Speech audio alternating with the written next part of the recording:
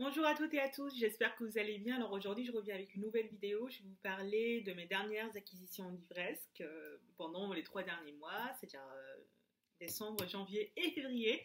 C'est un format de vidéo que je n'ai jamais fait sur ma chaîne YouTube et ça va consister en un book haul, tout simplement. Mais je me complique tout le temps la vie à chercher des mots dans le sens de acquisition livresque, mais c'est un book haul en fait. Et je tiens à préciser que les livres que je vais vous présenter, ce sont soit des livres que j'ai achetés, soit des livres que j'ai échangés ou que j'ai tout simplement pris. Alors pourquoi pris? C'est parce que dans la bibliothèque de là où j'habite, de la bibliothèque de ma ville, si vous voulez, il y a toujours c'est une étagère en fait où on met les livres dans, soit en fait c'est un truck, soit c'est tout simplement un dent.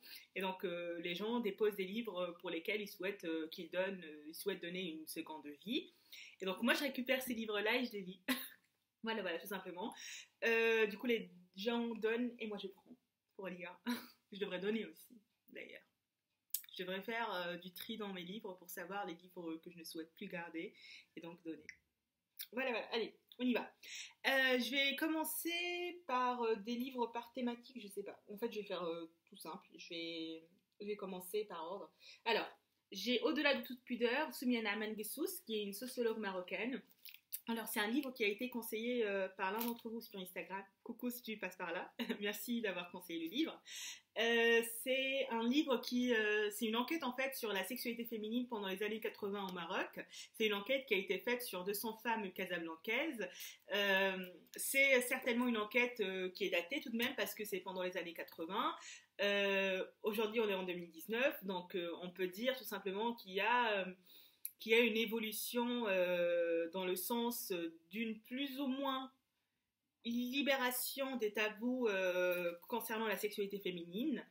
Et ce qui est très intéressant en lisant le livre, c'est que Soumiana Manguessous elle-même, en fait, elle met en exergue le fait que pendant les années 80, il y a aussi eu un changement de mentalité par rapport aux années 60. Et donc cette perspective temporelle m'a beaucoup intéressée en lisant le livre.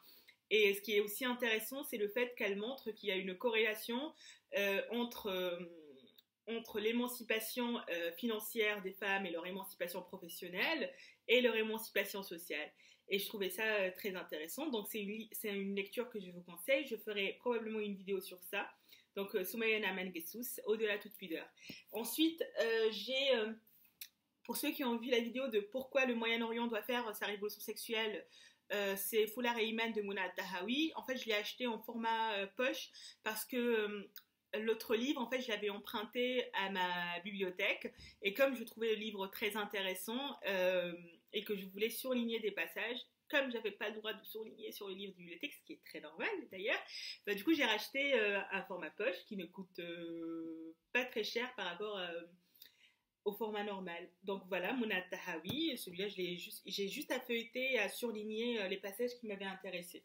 Ensuite, c'est un livre dont j'ai entendu parler très très souvent et beaucoup même, surtout de la part de Hajar Reid. C'est Roxane Gay, Bad Feminist Roxane Gay. Je sais que Hajar Reid aime beaucoup cette écrivaine.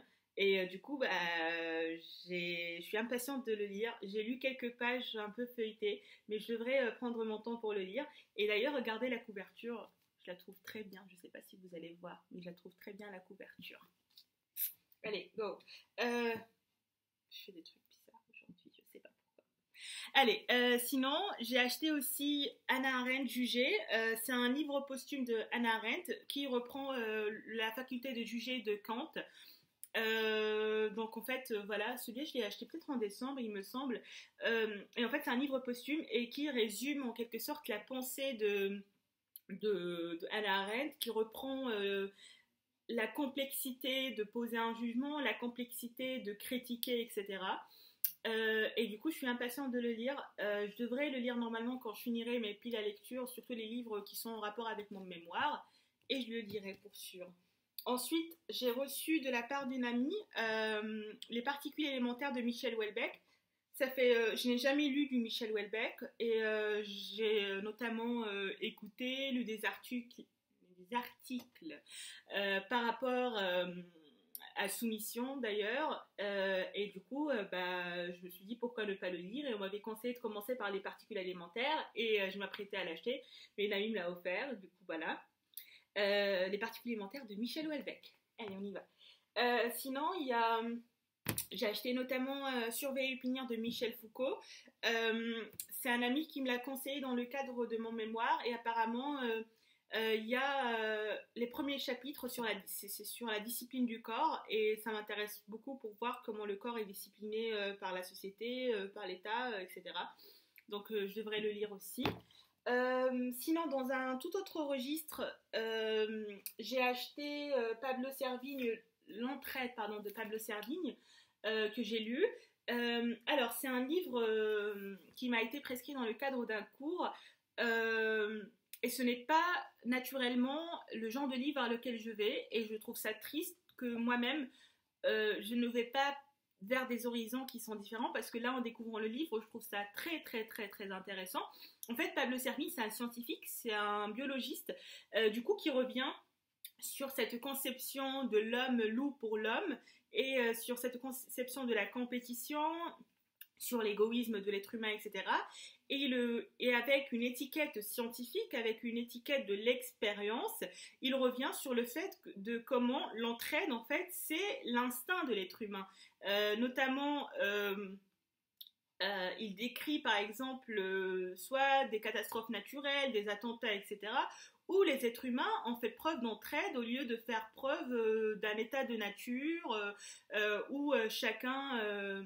quand je dis l'état de nature, je me réfère surtout à Hobbes, pas à Rousseau, où chacun en fait est pour soi, etc.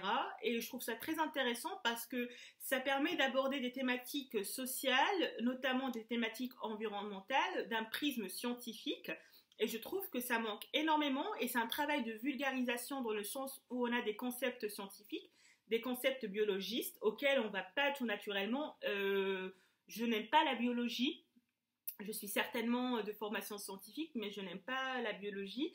Et en fait, je trouve ça très intéressant parce que ça permet de donner, non pas une légitimité, certainement il y a une légitimité parce que c'est un travail scientifique, etc., mais ça donne une substance en fait, et ça permet d'incarner ces idées de l'entraide et de le faire passer d'un cadre poétique, d'un cadre romanesque dans la réalité, en montrant qu'il y a des expériences, qu'il y a eu des catastrophes naturelles qui ont vu les êtres humains s'entraider au lieu de s'entretuer, et au lieu qu'il y ait cette sélection naturelle ou ce darwinisme social. Donc voilà, Pablo Servigne, L'entraide, l'autre loi de la jungle, qui est très intéressant. Ensuite, j'ai pris du coup dans là les livres qui étaient proposés, qui étaient donnés. Annie Ernaux, Les années, que j'ai commencé et que je n'ai pas fini.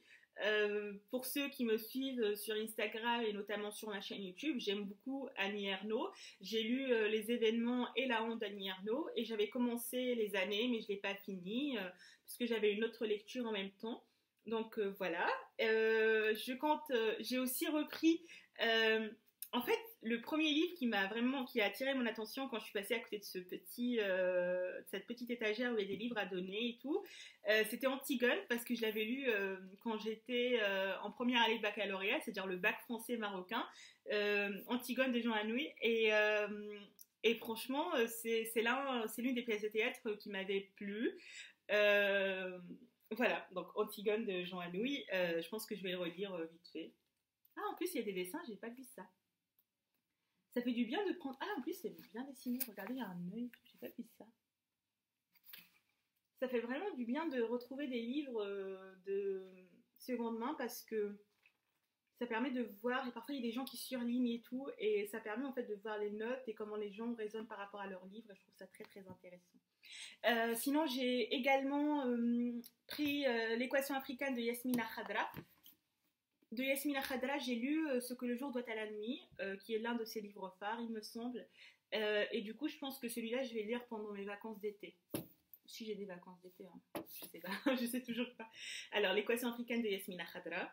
Voilà, et c'est tout. Donc voilà, je vais m'arrêter ici. Je vous ai parlé des livres dont je voulais vous parler. J'aimerais notamment vous remercier remercier tous les gens qui commentent, qui m'envoient des messages, qui me conseillent des livres. Merci énormément. Merci pour cet échange. J'espère que ce format de book haul vous a plu. N'hésitez pas à me dire si vous voulez que j'en fasse plus souvent. Voilà, voilà.